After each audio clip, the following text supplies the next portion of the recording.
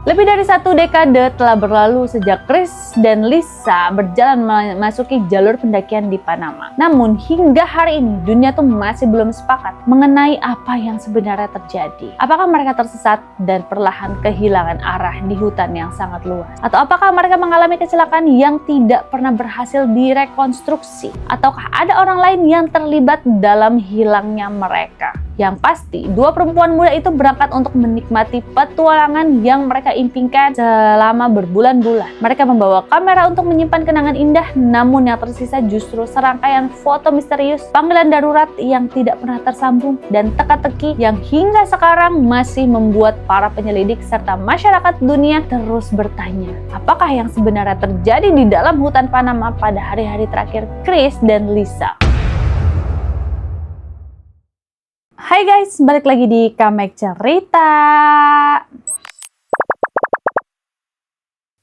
Guys, kali ini gue bakalan bahas satu kasus tentang hilangnya Chris Kremers dan Lisanne Vroon ya. Itu tuh 2 turis Belanda yang masuk ke hutan Panama dan meninggalkan misteri yang belum terpecahkan hingga hari ini. Jangan lupa buat subscribe YouTube Kamek, di like, di komen-komen, dan di share. Kalau misalnya kalian mau dengerin di Spotify, bisa banget search aja di Kamek Cerita ya guys.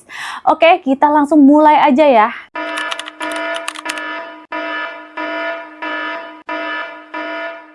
Di dunia kriminal dan misteri orang hilang ya, ada beberapa kasus yang tetap hidup meskipun bertahun-tahun telah berlalu. Bukan karena jumlah korbannya besar dan bukan karena ada yang membun-bun berantai yang ditangkap, tetapi karena kasus tersebut meninggalkan begitu banyak pertanyaan yang tidak pernah berhasil dijawab. Salah satu kasusnya seperti itu datang dari Panama pada tahun 2014. Jadi kasus ini melibatkan 2 wisatawan muda asal Belanda yang berangkat untuk menikmati keindahan alam dan budaya Amerika Tengah. Mereka bukan petualang ekstrem yang nekat memasuki wilayah berbahaya, dan mereka juga bukan peneliti yang menjelajahi daerah terpencil. Mereka hanyalah 2 sahabat yang sedang menikmati masa muda mereka sebelum kembali ke kehidupan normal. Dan pada tanggal 1 April 2014, keduanya mulai perjalanan menuju jalur pendakian terkenal bernama El Pianista Trail. Jadi jalur ini tuh cukup populer di kalangan wisatawan dan dianggap relatif aman jika dibandingkan dengan banyak wilayah hutan lain di Panama. Namun beberapa jam setelah mereka memulai perjalanan, sesuatu pun terjadi. Sesuatu yang hingga hari ini masih menjadi bahan perdebatan para penyelidik, jurnalis, penulis buku, dan komunitas pemerhati kasus misteri di seluruh dunia. Karena setelah hari itu, Chris Kremers dan Lisa tidak pernah terlihat hidup lagi. Yang tersisa hanyalah jejak digital, panggilan darurat yang gagal, lalu juga foto-foto misterius di tengah malam, dan potongan-potongan bukti yang terasa seperti puzzle tanpa gambar akhir. Nah, di sini Chris dan Lisa ya adalah 2 sahabat asal Belanda yang dikenal aktif, cerdas, dan memiliki ketertarikan besar terhadap perjalanan serta budaya asing. Mereka menghabiskan waktu berbulan-bulan untuk merencanakan perjalanan ke Panama. Tujuan mereka tuh bukan sekedar berlibur, jadi mereka juga ingin belajar bahasa Spanyol dan melakukan kegiatan sosial sebagai sukarelawan. Di sini keluarga mereka mendukung perjalanan tersebut karena Panama dianggap relatif aman dibandingkan banyak negara lain di kawasan Amerika Latin. Setelah tiba di Panama, mereka tinggal di kota pegunungan kecil bernama Boquete, dan kota ini tuh terkenal di kalangan wisatawan karena udaranya yang sejuk, lalu juga pemandangannya yang indah ya, pemandangan alamnya, serta komunitas ekspatriat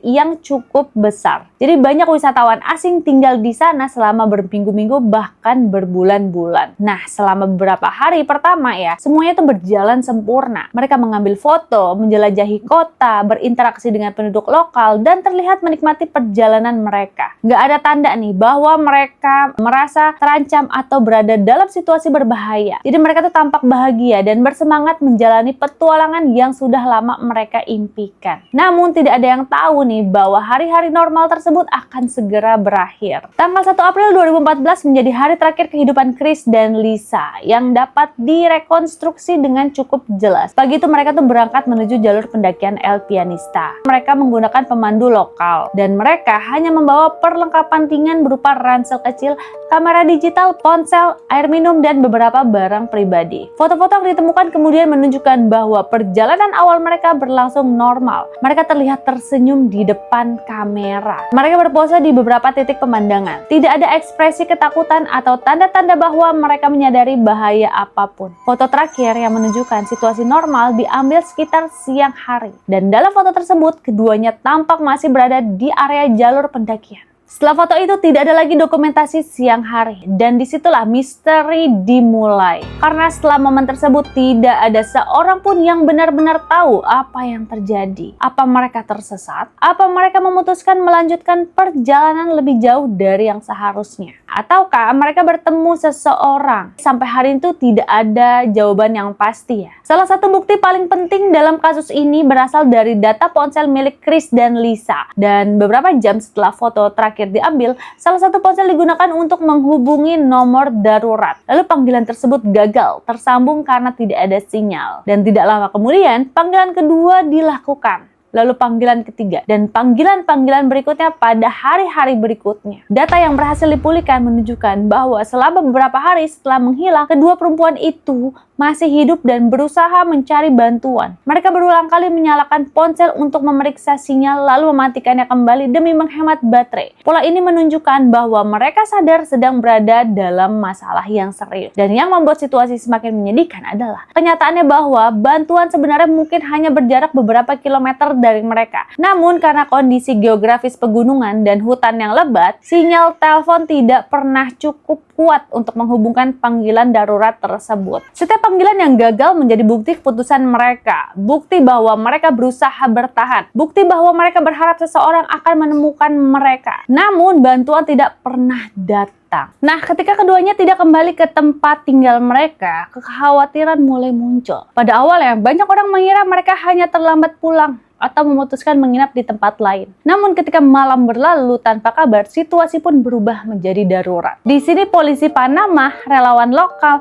penduduk setempat, hingga tim pencarian profesional mulai menyisir wilayah sekitar Boquete. Dan di sini helikopter pun diterbangkan di atas hutan. Anjing pelacak digunakan. Lalu jalur-jalur pendakian diperiksa berulang kali. Jadi operasi pencarian berlangsung selama berminggu-minggu dan menghabiskan sumber daya yang besar. Namun hasilnya hampir nihil. Tidak ditemukan korban guys. Tidak ditemukan tas dan tidak ditemukan pakaian. Tidak ditemukan juga petunjuk besar apapun. Seolah-olah kedua perempuan itu benar-benar menghilang begitu saja setelah memasuki hutan. Dan semakin lama waktu berlalu, harapan menemukan mereka dalam keadaan hidup semakin menipis. Namun, misteri justru semakin besar. Lebih dari 2 bulan setelah mereka menghilang, seorang perempuan lokal menemukan sebuah ransel biru di dekat sungai. Penemuan ini langsung menjadi titik balik terbesar dalam kasus tersebut. Yang membuat ransel itu begitu aneh adalah kondisinya. Jadi, tas tersebut tidak tampak rusak berat seperti yang diharapkan jika terbawa arus sungai selama berbulan-bulan. Di dalamnya ditemukan 2 ponsel, kamera digital, uang tunai, paspor, dan berbagai barang pribadi lainnya. Jika mereka dirampok, mengapa semua barang berharga masih ada? Dan jika tas itu hanyut jauh melalui sungai dan hutan, mengapa isinya relatif utuh? Jadi banyak orang di sini yang menganggap kondisi ransel tersebut tidak sesuai dengan skenario kecelakaan sederhana. Dan sejak saat itu teori-teori pun mulai bermunculan nih guys. Lalu ketika polisi memeriksa kamera yang ditemukan dalam ransel, mereka menemukan sesuatu yang mengubah kasus ini menjadi fenomena internasional. Jadi pada malam tanggal 8 April, sekitar seminggu setelah hilang, kamera tersebut digunakan untuk mengambil lebih dari 90 foto dalam waktu beberapa jam. Dan sebagian besar foto memperlihatkan kegelapan total. Ada foto batu, ada foto ranting, ada foto vegetasi, lalu ada foto sungai, dan ada foto yang tampaknya memperlihatkan bagian belakang kepala seseorang. Jadi tidak ada foto yang secara jelas menunjukkan lokasi mereka. Tidak ada pesan tertulis, tidak ada foto yang menjelaskan apa yang sedang terjadi. Karena itulah foto-foto ini menjadi salah satu misteri terbesar dalam kasus tersebut. Nah, sebagian orang percaya mereka sengaja menggunakan flash kamera sebagai sinyal darurat. Dan sebagian lain percaya mereka mencoba menerangi area sekitar karena mendengar sesuatu di kegelapan. Dan ada pula yang berpendapat bahwa mungkin orang lain yang mengambil foto-foto tersebut. Tidak ada satupun teori yang berhasil menjelaskan menjelaskan seluruh foto secara sempurna. Beberapa waktu setelah ransel ditemukan, tim pencari mulai menemukan bagian-bagian tubuh manusia di area berbeda sepanjang sungai dan hutan. Analisis DNA mengkonfirmasi bahwa sebagian temuan tersebut milik Chris dan Lisa. Namun, bahkan penemuan ini tidak memberikan jawaban yang jelas. Sebagian tulang ditemukan dalam kondisi berbeda satu sama lain. Beberapa bagian tampak mengalami proses alam yang biasa terjadi di lingkungan hutan tropis. Namun ada detail-detail tertentu yang memunculkan perdebatan panjang di kalangan penyelidik independen. Alih-alih menyelesaikan misteri, penemuan ini justru menambah daftar pertanyaan yang belum terjawab. Oke guys, sekian Kamek Cerita episode kali ini. Buat kalian yang belum subscribe untuk Kamek, boleh banget di subscribe, di like-like, di komen-komen ya guys. Kalau mau dengerin di Spotify, bisa banget langsung aja search Kamek Cerita. Ya, sampai ketemu di Kamek Cerita episode berikutnya. Bye guys, rekomendasi Kamek gak pernah salah.